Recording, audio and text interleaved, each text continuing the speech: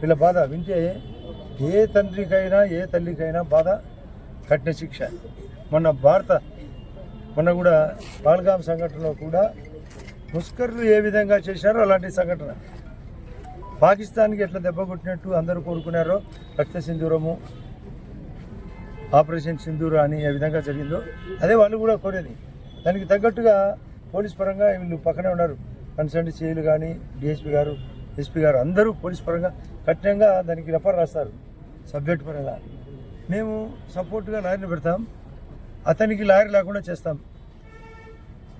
మరణశిక్ష పడేదానికి ఏ విధంగా మార్గం ఉంటుందో ప్రభుత్వ పరంగా చర్య తీసుకోమని ముఖ్యమంత్రి గారు కూడా విన్నతిస్తాం.